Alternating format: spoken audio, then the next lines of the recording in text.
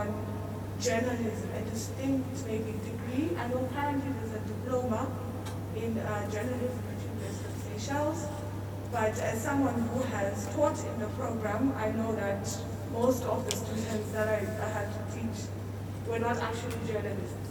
Most of them were like public relations officers, and so I think my question is, how important is it, or to have maybe a minimum standard of qualification required amongst journalists, and how feasible is it to perhaps do it in the Seychelles?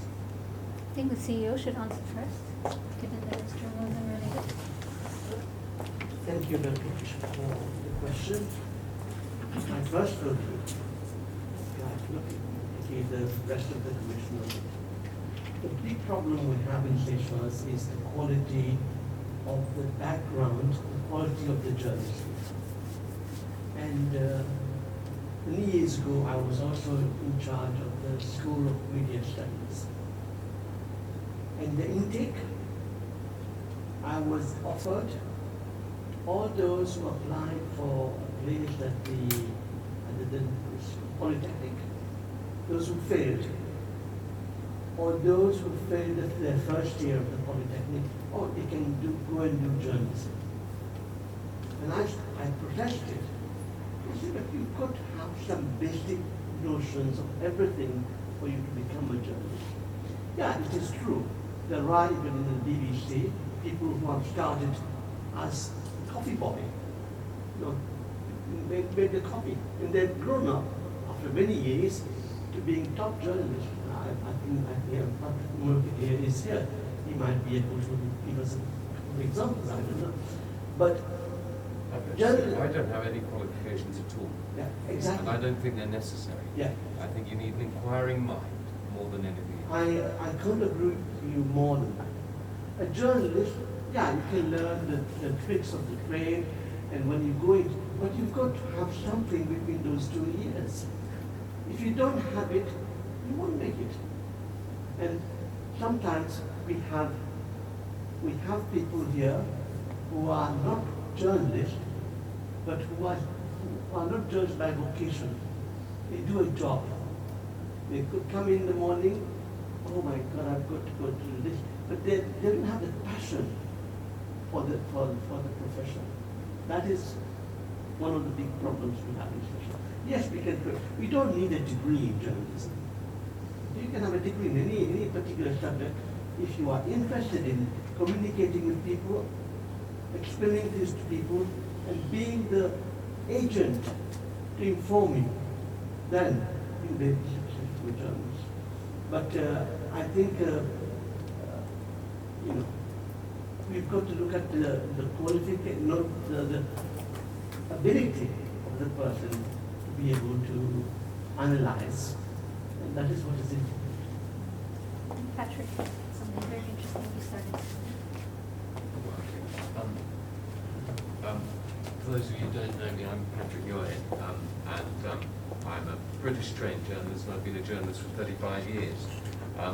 As I just said to Ibrahim now, I don't think that the qualifications for journalists are the priority. I think an inquiring mind is the priority, and an ability to communicate your ideas in a fluent fashion, and a desire to act on behalf of the consumer, the end user of the journalism that you produce, to ask the questions that the public want answers to. It is those people that we represent. I teach journalism at SBC, and I teach a legal module, and I'm always shocked at how little many journalists know about what they can and cannot say in a court. And it's not just about in reporting court, it's not just about what you can't say, it's about what you should say, almost as much as important as what you can't say. I've got so many things to say today about this, but I won't take up too much of people's time. I have got a question about libel for the team here at the front, if I may ask a question about libel. Alan St. Ange brought an action against Alexander Pierre for libel for a libel that he alleged was published online. And I think, and correct me if I'm wrong, that Alain Solange won the case. Is that right? It's not important really whether he did or not. The fact is he brought the action. Now, I understood from the previous CJ that there was no law covering digital defamation, because the law of defamation in this country predates the digital information era. It's the pre-independence era laws. So how was it that a writ could successfully be served in a civil action for defamation that was published online? I'd love to know the answer to that. Well, I don't know the facts of the case in specificities, but from what I can guess is that whether it's digitalized or not, it's a matter of evidence. It's causation between the libel, I think that was said or written, and the damage caused. Now, if the plaintiff managed to prove through evidence that it was done online, but that evidence shows that Mr. Pierre was the person that made the publication, I think we need to move in the digital age. There's a need for statutory amendment. We are still, in this day and age, using the common law of libel of the United Kingdom. We don't have a defamation act.